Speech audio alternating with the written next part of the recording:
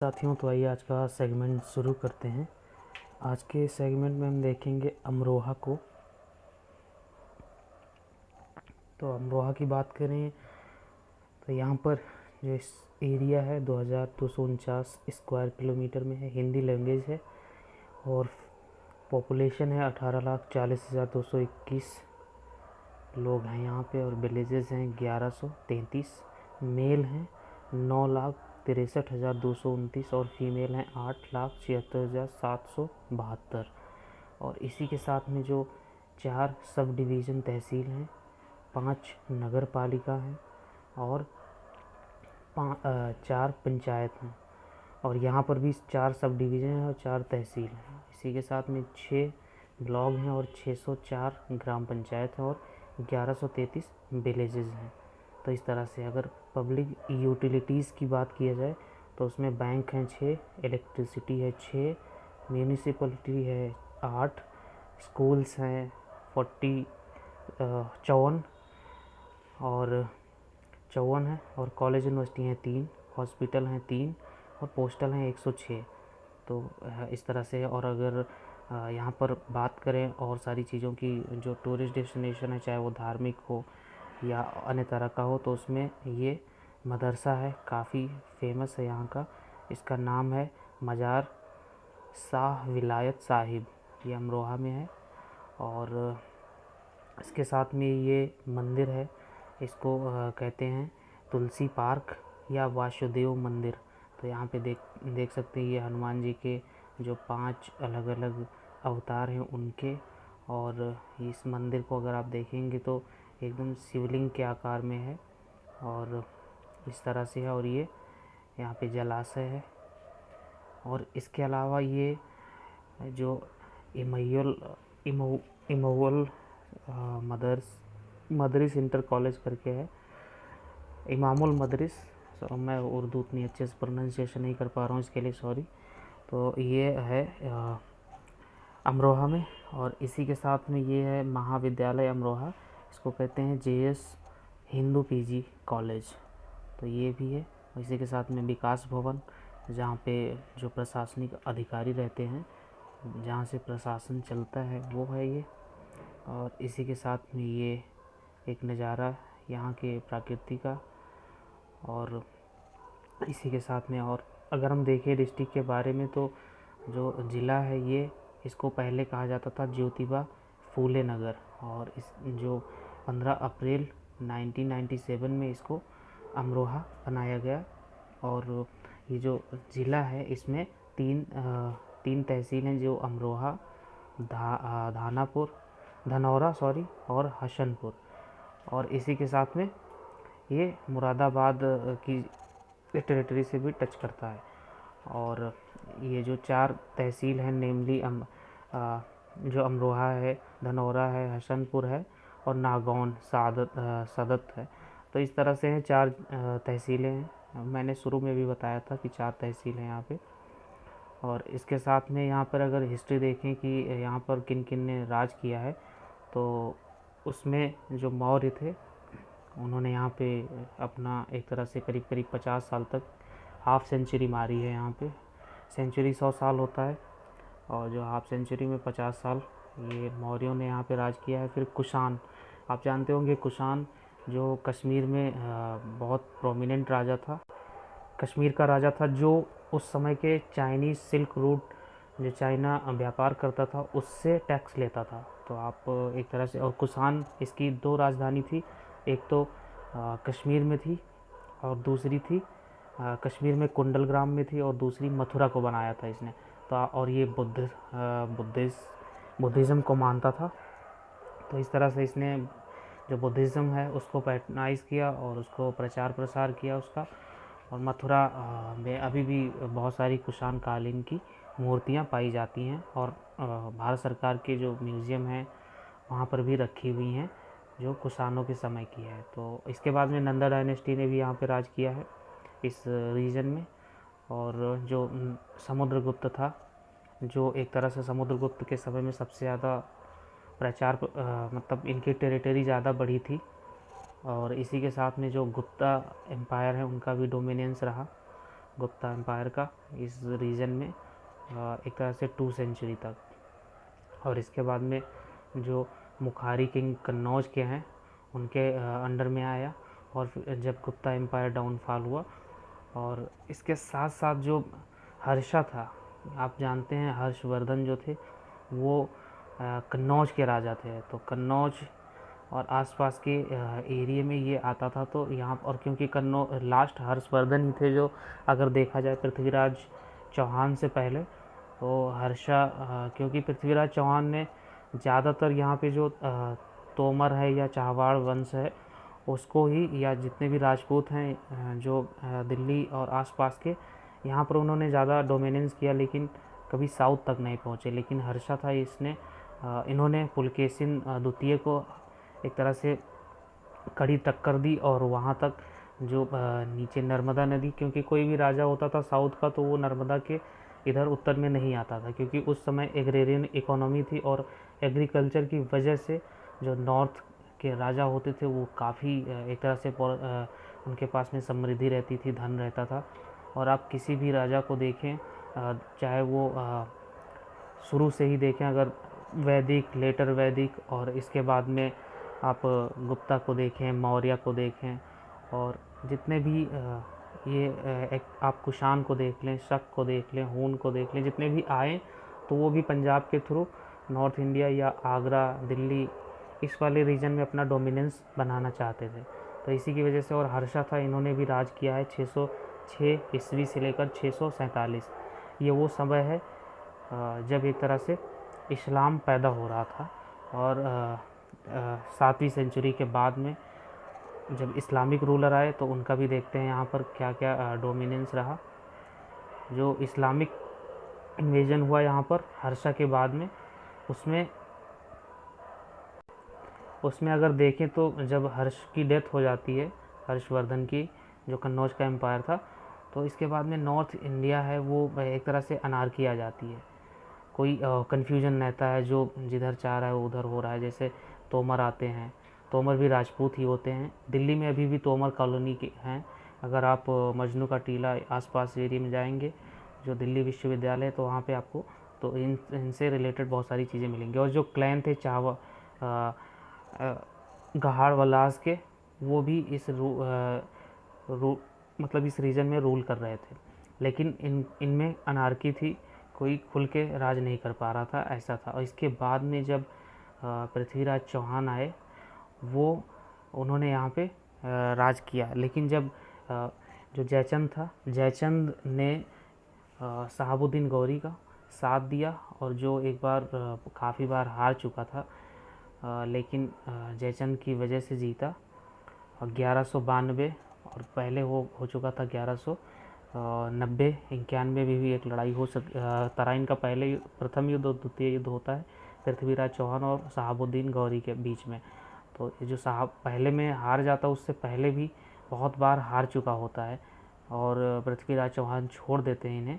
लेकिन क्या होता है, पृथ्वीराज चौहान जो जयचंद है, इनकी पुत्री से शादी करना चाहते हैं, लेकिन जयचंद मना कर देता है।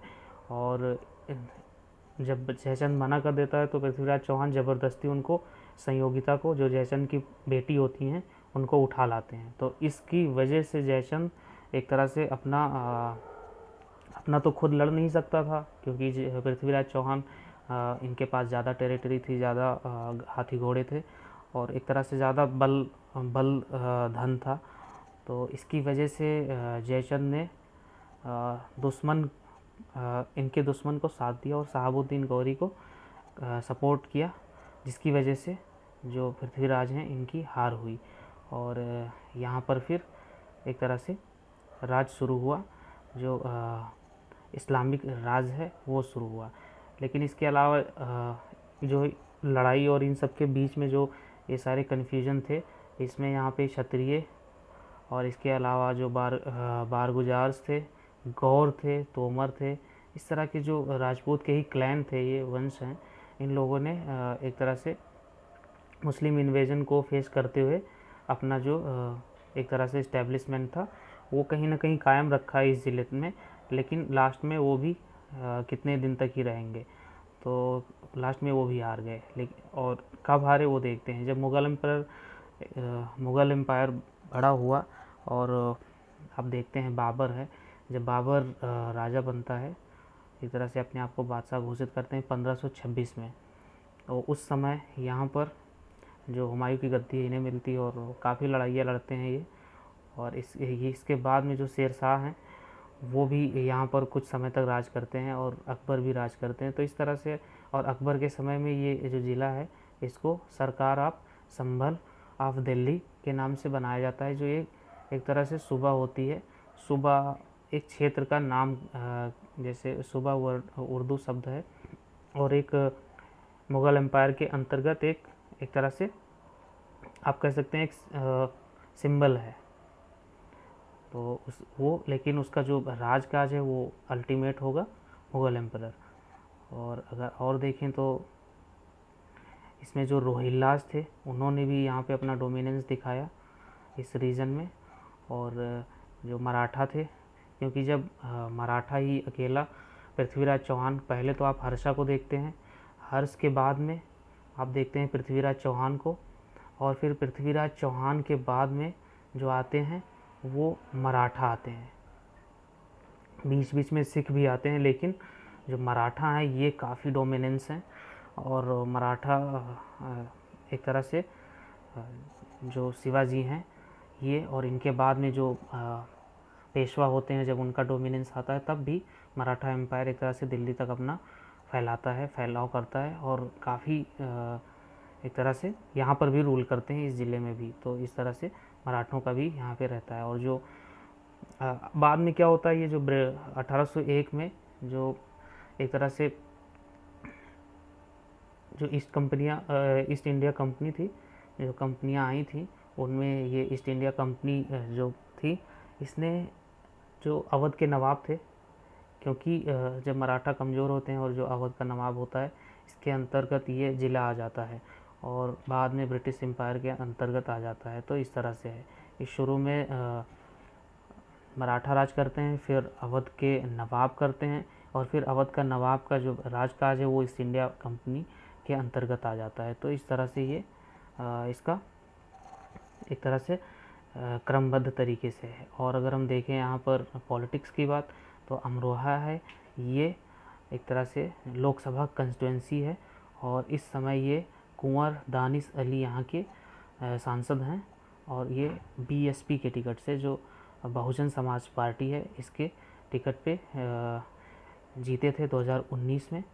और 1952 से ही यहाँ पर चुनाव लगातार हो रहे हैं। रिजर्वेशन यहाँ पे किसी का नहीं है और कोई भी लड़ सकता है, एक तरह से रिजर्वेशन जब नहीं होता है।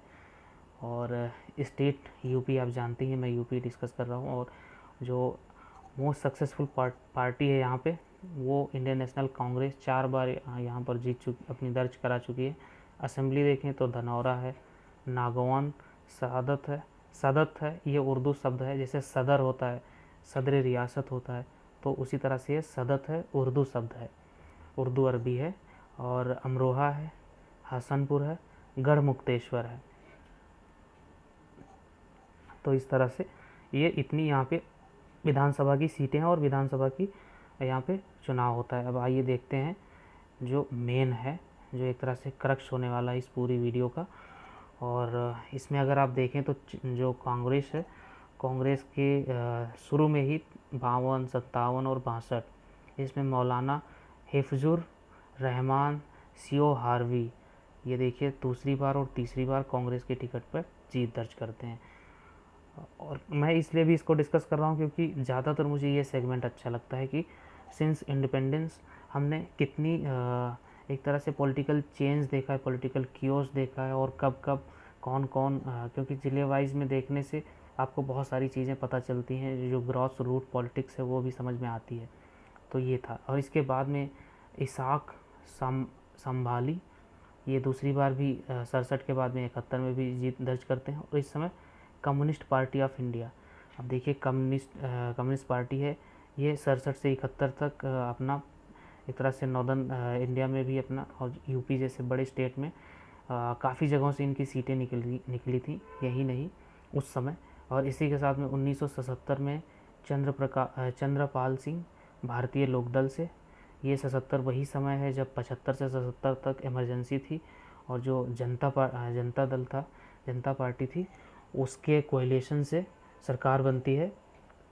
तो यही है 77 का आम चुनाव में ये चंद्रपाल सिंह जी को एक तरह से जीत मिलती है। और फिर चंद्रपाल सिंह दोबारा जीतते हैं जनता दल सेकुलर से, ये 80 में। और फिर देखते हैं 1984 84 के आम सभा जब चुनाव होते हैं तो उसमें इंडियन नेशनल कांग्रेस ही जीतती है दोबारा। और फिर इस समय इंदिरा गांधी नारा देती हैं गरीबी हटाओ। वो कहती हैं कि वो कहते हैं इंदिरा हटाओ, मतलब वो उनके विपक्षी को कहती हैं टारगेट करते हुए कि विपक्ष उनको कहता है इंदिरा हटाओ, लेकिन इंदिरा गांधी कह रही हैं कि गरीबी हटाओ। तो गरीबी हटाओ का नारा यहाँ पर देके, और कांग्रेस को काफ़ी यहाँ पे एक तरह से जीत ज़्यादा सीटों पे होती है। और 1984 के बाद में जब 1989 में हरगोविंद सिंह है, ये जनता दल से जीतते हैं। फिर 1991 में चेतन चौहान बीजेपी से।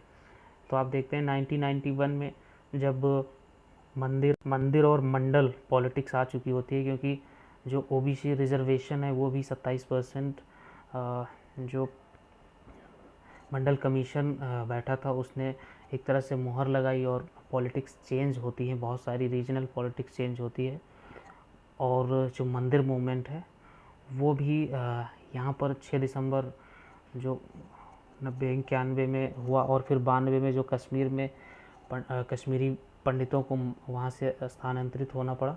तो ये सारी चीज़ें बीजेपी के लिए माहौल बना रही थी। और देखिए आप, शुरू से इस ज़िले में बीजेपी के कोई एक भी बार जीत नहीं हुई है। और भी बहुत सारे, मतलब जनता दल है, जनता दल सेकुलर है, कम्युनिस्ट पार्टी है, वो जीत दर्ज कर रहे हैं। भारतीय जनता पार्टी पहले जनसंघ थी तो वो यहाँ पे जीत नहीं पा रही, लेकिन इस पॉलिटिक्स का जो प्रभाव है वो ऐसा माहौल मिला कि बीजेपी को यहाँ पे जीत दर्ज हुई 1991 में। फिर 1996 में समाजवादी पार्टी, जो 1996 से लेकर 2017 तक बीजेपी में दो पार्टियों ने राज किया एक तरह से। यूपी में दो पार्टियों ने राज किया है। एक तो बहुजन समाज पार्टी जो बीएसपी है, और एसपी है जो समाजवादी पार्टी है। इन दोनों ने किया है। बीजेपी आई है लेकिन बहुत कम समय के लिए। जैसे जो आज के राजनाथ सिंह है, ये भी उत्तर प्रदेश से कभी मुख्यमंत्री थे। कल्याण सिंह जिनका भी हाल ही में निधन हुआ है, वो भी थे। उन्हीं के समय में जो बाबरी डिमोलिशन था वो हुआ था। और इस तरह से तो इन दोनों पार्टियों ने अल्टरनेट 5 ईयर ये करके राज किया है। तो आप देखिए समाजवादी पार्टी का लोकसभा की भी निकली, और फिर चेतन चौहान है, ये दोबारा और जीत हासिल करते हैं 1998 में, जब अटल जी की गवर्नमेंट बनती है फुल फ्लेज मेजोरिटी के साथ में, जो 2004 तक चलती है एनडीए कोएलिशन के द्वारा। जो देखिए नेशनल लेवल पे दो कोएलिशन होता है, एक तो एनडीए होता है नेशनल डेमोक्रेटिक अलायंस, और जो यूपीए होता है वो United progressive alliance. UPA Congress lead करती है, एनडीए को बीजेपी लीड करती है। तो इस तरह से है। और इसी के साथ में जो राशिद अल्वी हैं 1999 में, वो बहुजन समाज पार्टी के टिकट से जीतते हैं। अभी आप यहाँ पे देखते हैं 1998 और 1999 में क्यों ऐसा होता है, क्योंकि जब भी किसी का एक तरह से कोई त्यागपत्र दे दे या किसी की डेथ हो जाए तो उस समय बाईपोल होता है, उसी सीट पर इलेक्शन दोबारा कराया जाता है। और 6 महीने के अंदर कॉन्स्टिट्यूशन में है कि 6 महीने के अंदर ही कराना है इलेक्शन तो वो होता है, इलेक्शन होता है 6 महीने के अंदर। तो इस तरह से आप देखते हैं 1999 में राशिद अल्वी जो बीएसपी की टिकट से जीतते हैं। और इसी के साथ में हरीश नागपाल इंडिपेंडेंट जीतते हैं 2004 में। और 2009 में देवेंद्र नागपाल राष्ट्रीय लोकदल से। और फिर 2014 में कुंवर सिंह तनवर, ये बीजेपी के टिकट से। ये 2014 जब मोदी लहर थी। और 2019 में कुंवर दानिश अली, ये जो बहुजन समाज पार्टी है उसके टिकट से जीतते हैं बीएसपी। तो इस तरह से हमने आज ये ज़िले को देखा। बहुत बहुत धन्यवाद। और आशा करता हूँ आपको ये वाला सेगमेंट अच्छा लगा होगा। बहुत बहुत धन्यवाद। जय हिंद।